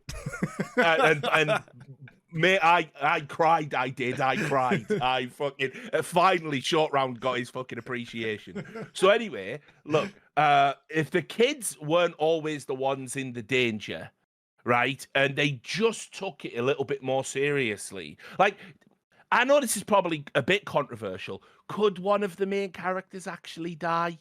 No, that's not the kind of movie this is. Yeah, but like, just the problem is playing with God, exactly. What you guys want is you guys just want a different movie. Like, you want a movie for a different audience. We do. I don't want it to be for a different audience. Yeah. I don't want it to be. I like the audience it's for. You even said it yourself, though. You said with, I nearly said Richard Hammond, but he's the cunt from Top Gear, isn't he? I'm talking about John Hammond, right? Yes. Although if Richard Hammond got killed in this movie, it would be fine as well. But anyway, if they had stuck true to the book and he'd got the biblical, like, hubris, the classic, that would have worked, right? No, and it would have raised He stakes, even and died it would have been quite saving the disturbing. kids, and that's how they get on the chopper and And they have that's to his fly away and leave him. redemption for putting them into That would be danger. cool Sure. ending. Yeah. Yeah, you see, Yeah. now you're cooking. Now we're cooking. See, he just someone. If he died and it was a redemptive arc, but it's like it's fitting. You sort of did deserve it. You know what I mean? And like maybe even as well, like you do it like what's it? Codename Wild Geese. Or Platoon, where they like fly off on the helicopter and he's down there, and he's getting eaten by like little. There's little another one for you. dinosaurs. Maybe That'd in be the wicked. end, Sam Neill is the one who would dedicate. It's like maybe he has to die, right? Because it's implausible that going through trauma response just makes him love kids. Maybe he dies, but then Laura Dern just has the kids with her on the chopper, and you realise she got her children in the end. It just could never have been with Sam Neill, and he couldn't have been with her. So that allows her to break apart from him and have a life without him, and in some way honour his memory. Okay, now there's a few cool things I want to run through here, and it'll end on a funny little anecdote. So first of all, I agree. The special effects are easily the best part. The T-Rex is unbelievable. Still looks incredible. Even the scenes like the whatever Stegosaurus or whatever the fuck that thing with the big head is that's on the ground that's pregnant. Even that scene. The Triceratops, even that scene. Look, if I look in the eye and on the edge, I can see it's obviously just a model. It's beyond obvious. But, by the way, I don't fuck dinosaurs. They're nonsense, mate. They're just for little kids. So when that scene happens, I can see that. But the point is, you can also choose not to see it. You can choose to just go, but if I just think if that was a dinosaur, okay, that's enough. It's like that's what works in horror. You can actually tell who watches horror for comedy and who watches it to get into it. If you get into it, it doesn't have to be great special effects. If you can draw me in, then my eye will forgive the rest. I'll allow myself to The think, beast must die. Prime example. That's totally plausible. Also, even though we didn't really touch on it much, I do actually think that the Muldoon character is very well done. He's the ultimate guy who has seen all that shit before. He is the guy who knows you have to make the hard decision to save people's lives. He's just got a soldier's mentality. That's actually very well cast within this movie. There's barely anyone else like him in the film, quite frankly. As soon as he's dead, you know it's just all these good guys just trying to get away. I also think the Newman guy does a pretty decent job, even though obviously he overhams it a bit because he is a TV actor. He does that role pretty well. That is what I discussed. In fact, by the way, you've almost never seen a revolting character like that in a film. Normally, they give him some redeeming quality. They didn't, except the part I pointed out about the fact he did literally do the entire tech, and this guy just ripped him off. This actual piece of shit guy who had, let me check some notes, the license to print money because he's made dinosaurs. You won't even pay him his overtime money or something, you actual twat. You Dickensian factory-owning cunt. So that angle is fucking mental.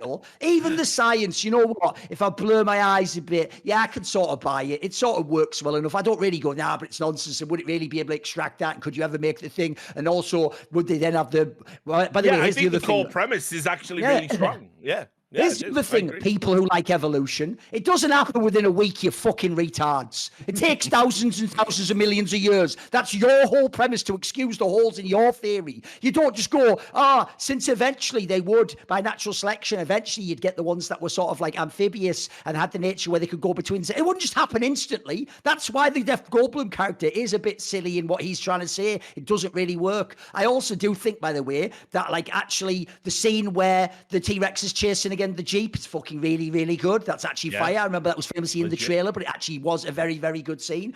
And crucially, I'm going to come. Also, I like Sam Neill. He's pretty good in this. And I'm going to come back to both a pun and a great anecdote about esports. So I agree. The music, world class. I actually think it's a sad, sad state of affairs that the only names people know are fucking Ennio Morricone and Hans Zimmer. How is John Williams not the go-to name? He did all your favorite soundtrack things. He's not? He did Superman. He did... Oh, fuck off. I don't mean you, do I? It's you, the general, no, I all just the hear public, about him all mate. the time. That's all. I'm just surprised. Okay, well, I'll just take the L on that again then. So everyone does know him, but I don't, apparently. So basically, he did do a fabulous job on this score. Like, I actually think even the piano refrain at the end, referring back to the original theme, is very well done because it's supposed to actually be a somber. No, it's not really just supposed to be heroic. I mean, aside from the fact no one died, it is supposed to be a tragedy. It's not really good that they got saved. That's the bare minimum you could hope for in this film. It wasn't actually a cool ending in that sense either.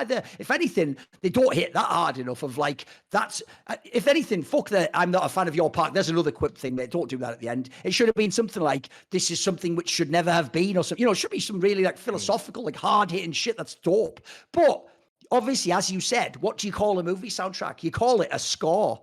And do you know there is a tie between the score and an esports event me and Richard worked? So when we worked DreamHack Summer 2015, at the time, Jurassic World was out, Monty. And the Score Esports, who had their app, used to sponsor all those events. Remember, Machine had to do those ads a million times on ESL. And they sponsored DreamHack. So Richard's the host. He had to keep reading out in the middle of this esports tournament. And remember, Jurassic World, Kid Cinema. And as he would do that, even though in theory, on the right broadcast, you could never do this, but DreamHack especially was my playground. Swedes had no nuts to ever come tell me shit. So I was just like the worst, like Prince, Beyonce level diva on those events, doing whatever the fuck I wanted because it's my name on the fucking lights outside, dickhead. I'm the show. So I was doing whatever I want, running an absolute rampage over that shit, loving every bit of it. So by the way, what's great is when I worked at A-League, I was vaguely more like reasonable. When I worked at A-League, I just sort of button it down a bit, you know. Yeah, shows how it works. Dialed it down all to I'm an saying A. is, yeah, a little bit of German, you know, harshness. That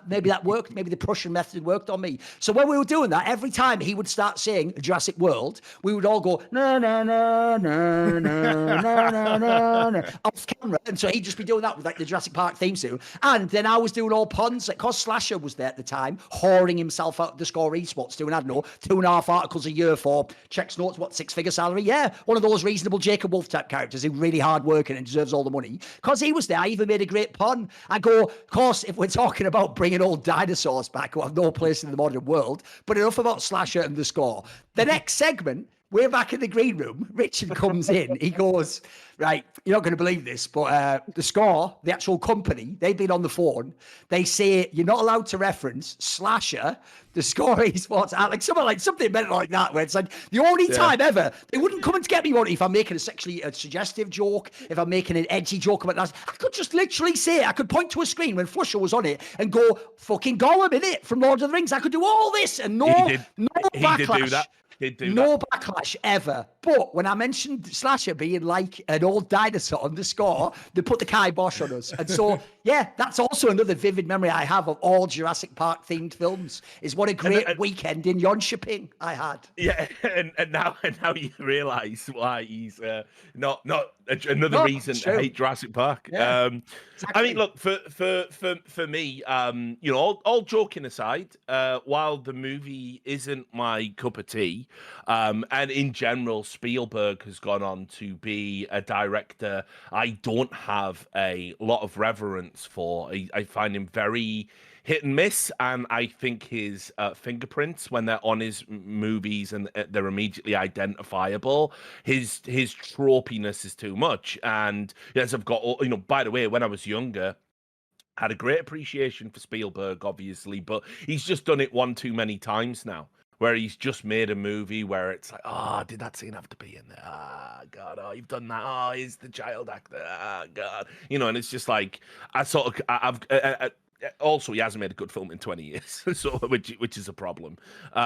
So yeah, for me, I wouldn't even describe myself as a fan of Spielberg, although I can correctly identify he has made some fantastic films. But obviously, I'll say the quality inherent in this movie, in terms of its production value, in terms of its special effects, in terms of its ensemble cast, which you know, like, I mean, really. They could have done more with like Samuel L. Jackson and stuff. They could have done more with these characters. Completely. If anything, they're underused. That's like I think the casting's pretty good. Yeah. That's the crazy thing about it. And also, just on that note, by the way, because we were talking about Muldoon, obviously played by Bob Peck, who was a TV actor. He does not feel like he's a TV actor. Oh, he kills it. Yeah, Bob Peck is actually really like good. Some of the few gravitas in the film. It's like he actually brings it. Yeah. But if you look at what he was doing either side of fucking, you know, Jurassic Park, he's doing straight to TV movies. And like, for real, like you know, bargain bin DVD fodder, right? Like, it's really surprising because, you know, I think some of the most effective character shots in this movie are close-ups on him and just his expressiveness with his eyes of like looking around, and you know, you can really put it this way, awareness. He's the one going on and on about the raptor fences. He's the one who was aware of the threat, which, by the way, is actually, that's another thing Sam Neill does well. The idea Sam Neill has the obsession with the raptor, that is more important. Like, they're all just saying, well, all the dinosaurs are out, and can we get out of it? And his whole thing's like, no, but is that one particular one with the intelligence of the hunting? That part, that theme was well done. That part was actually pretty well done in the film. By the way, I mean, one put last it thing, this way. even though I agree with Sorry. Richard, I think the scenes with the kids are ridiculous. The one thing is, there is an actually fucking genius cinematographic shot in that, which is, you can go back and look yourself, and unless you freeze frame, you will never, no matter how many times you watch this film, if you follow the suspension of disbelief, you will never yourself realize that that is a mirror image of the girl inside the like dumbwaiter type tray thing. You will always think that's her. Your brain will interpret that it's charging at her. So actually, that one shot is fucking genius. Like, that one did show what Spielberg was capable of, because that was mega. That shot, that it's only when it's literally only the second the raptor's head hits it, you realize, oh fuck, that's just the edge of the. That's actually a genius shot. That is very, very well done.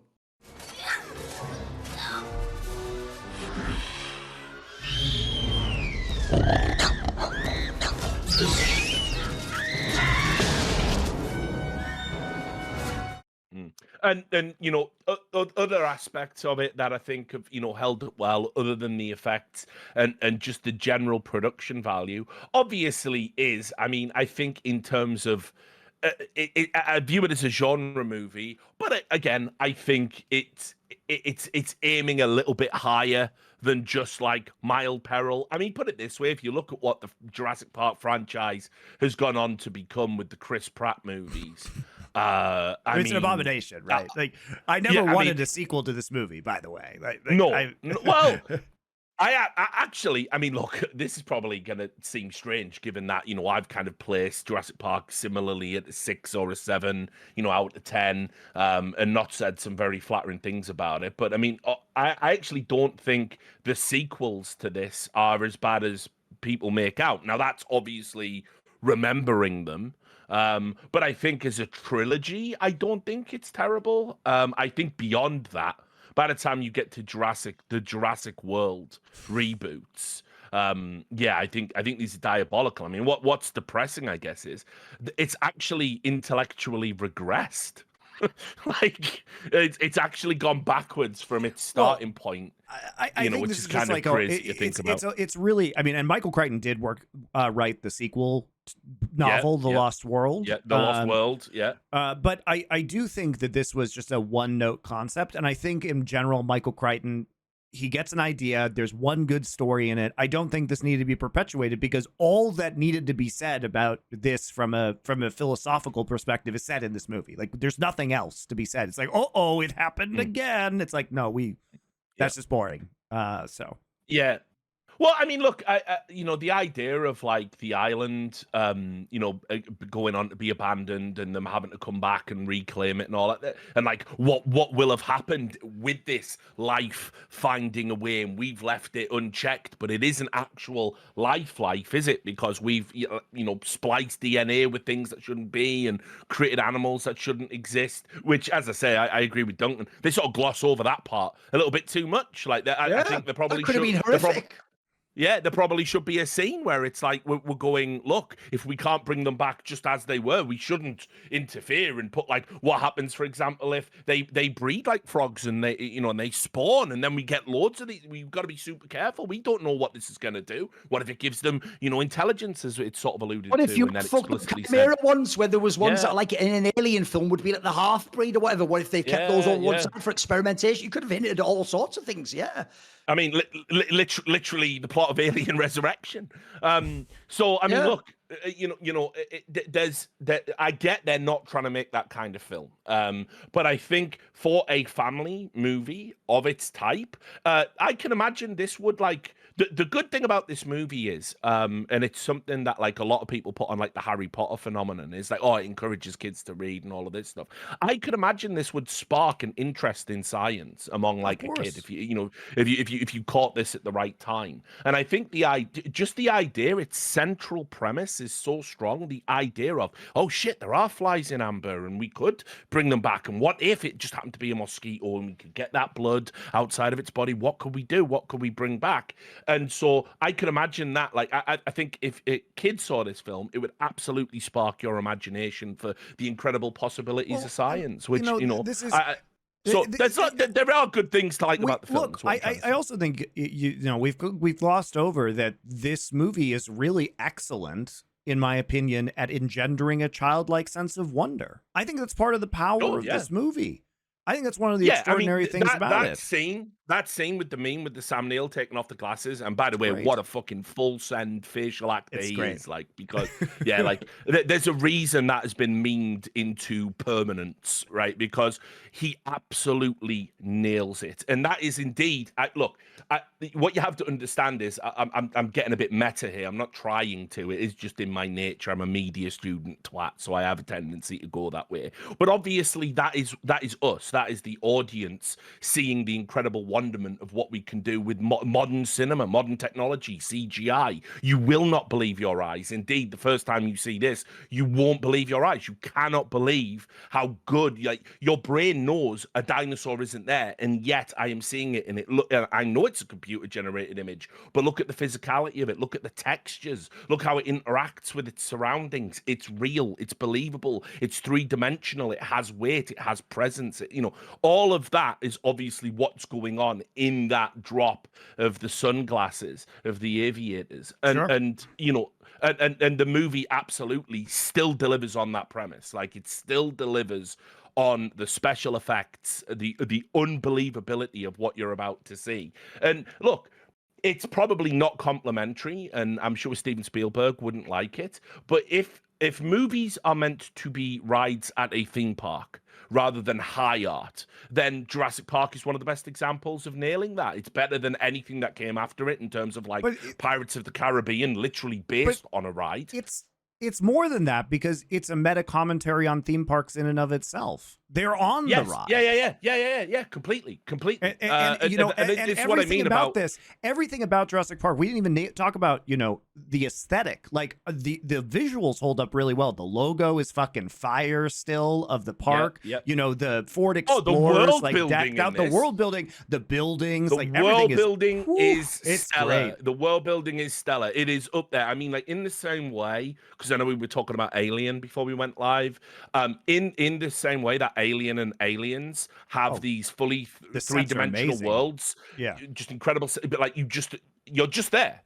Nothing needs to be explained. No exposition. I know what those pods do. I know what that computer does. I get why it's a bit janky. I know these are just space truckers. I know that these are just the Marine Corps. They're just grunts being sent on some bumfuck mission. Like, I totally get it. Right? Like, in the same way, you could totally believe in a Jurassic Park existing. Like, they have gone to every detail, from the logo to the design to the corporate video they play in the movie, to what kind of people would work at a theme park, like who would own it. Like, the world building in this is insane. Like, you absolutely can see. But I definitely agree. The commercial inside the theater when you go to the park first is one of those attention to detail things some people. It's actually what Paul Verhoeven to me, isn't it? Everything on a screen in one of his movies would be like a real commercial. They nailed that part. That part was very well done.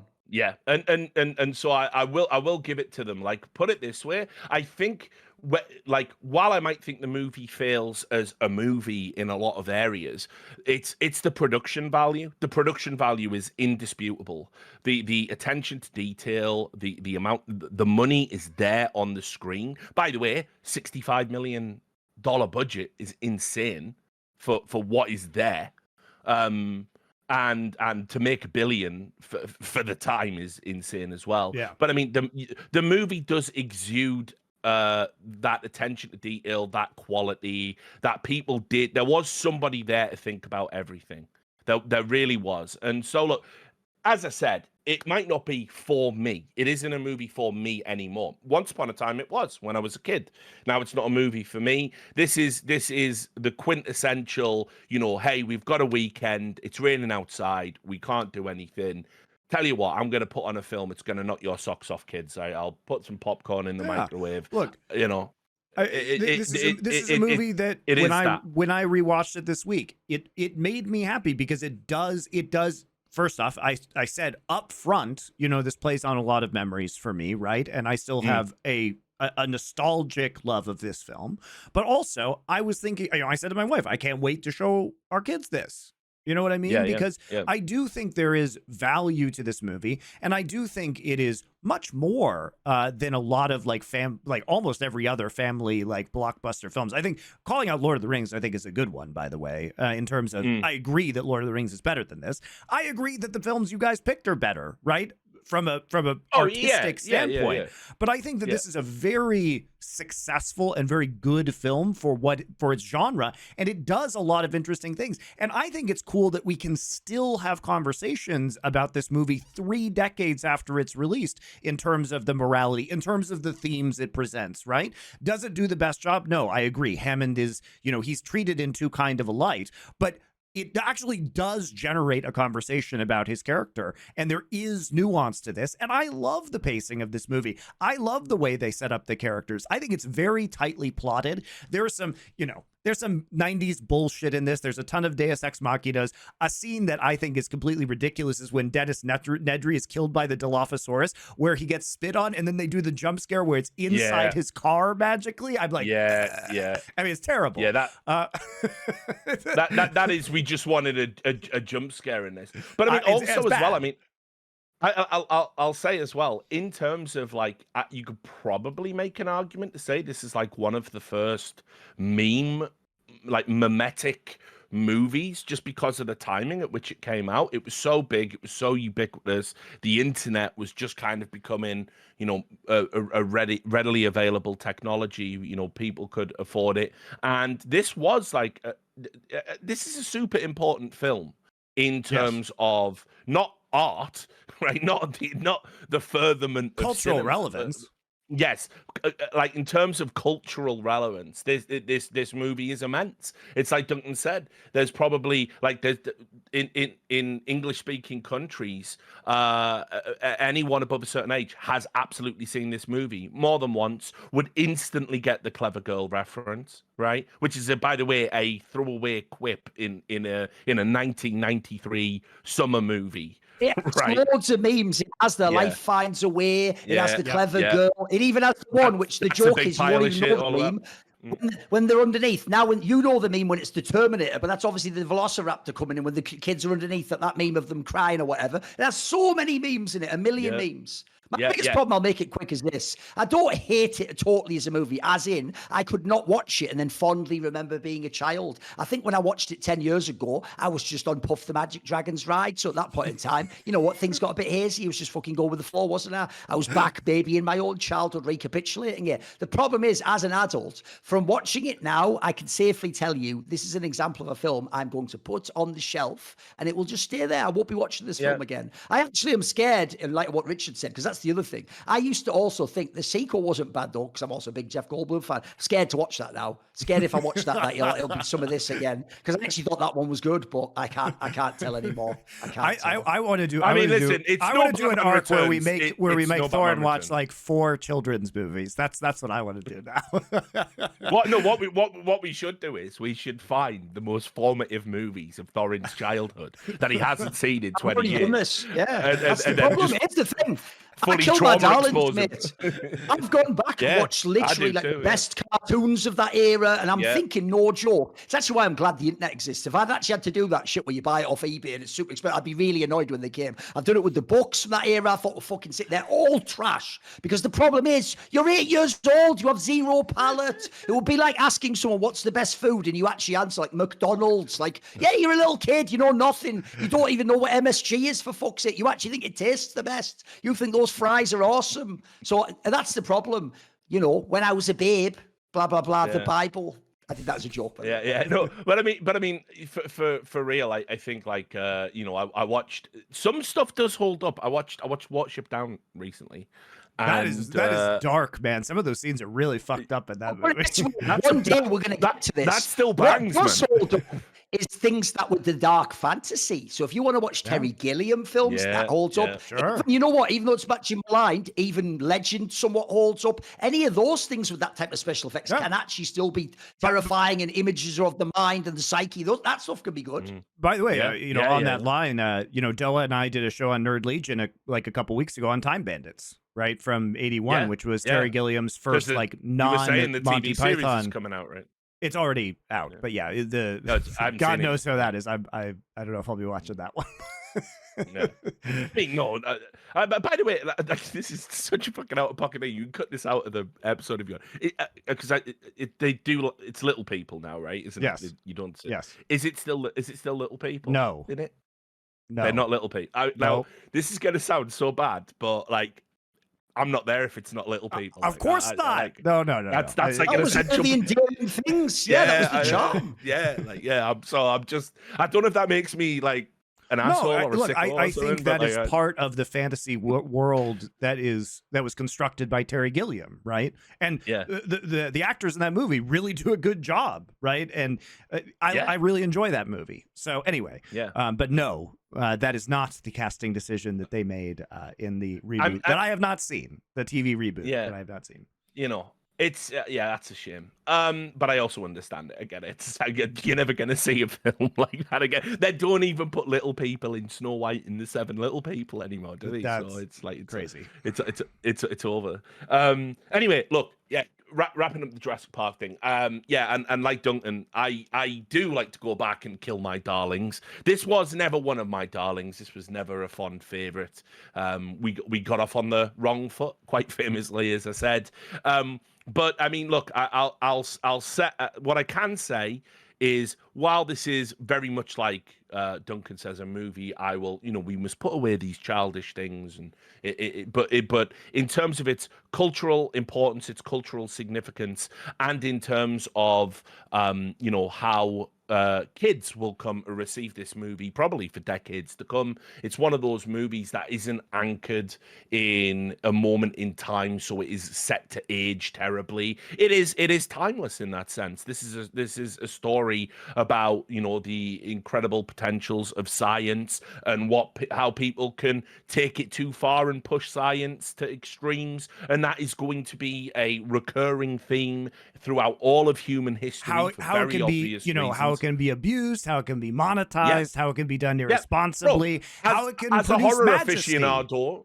Yeah, as a horror aficionado, that is exactly it's Frankenstein. It is. I'm trying to do something good. I'm trying to beat death, which I believe will make the world a better place. But look at all the terrible carnage and chaos that comes as a result of it. It is a core story within just humankind. And so as a modern take on that, as a modern update for it, which is family appropriate, great film for that, maybe, but obviously compared to the lofty meditation on the nature of corruption that is The Godfather, obviously these things are incongruous. So, but I mean, look, I probably came in a little bit hot. It wasn't that bad. There were some moments where I'd kind of forgotten, and I got to see those moments again. There was the memes, the scenes. Let me put it, part of the concept of this is that these movies make a lot of money. I would say out of movies that have made $1 billion, this is among the best of those movies. I mean, look, I know Duncan doesn't like a lot of the cape shit. There's some of the I think the Avengers. I think feelings with that, Monty. I think fucking Infinity War's way better than this. I don't feel that way. I don't feel that way at all. Yeah. Well, I tell you what, it's funny. I'll make you watch that film. There you go. We can all just fuck each other's lives up and waste our time if you want. You can watch Infinity War. There you go. I enjoy having these conversations. Infinity War. Besides, this show can never fuck me up as much as Nerd Legion, so good. It can't. Yeah, that is. I mean, I can't even imagine sitting through the Acolyte, bro. Like that's fucking. You are a real one for that. Yeah. But yeah. So anyway, those are my thoughts. I think there probably is even going to be a generation of people that are watching this that might not have seen Jurassic Park. Like, unironically, I think we're kind of there now. We're kind of on that cusp where people might have missed it. They've seen the memes, but they haven't seen the movie. And so I'll be very interested to see in the comments what if you're somebody who had never seen Jurassic Park before and you're watching it for the first time now as a Zoomer or whatever you would need to be, or a Gen Alpha or whatever we're on now, to have missed it. I would love to get your thoughts on it. I would genuinely like to see how it holds up to somebody from that generation. So yeah, but I mean, It's a film that has earned its spot in contemporary culture. There's no doubt about that. Well, there you go. Next week we'll be doing Godfather Part 1, which is a much better movie. So no doubt.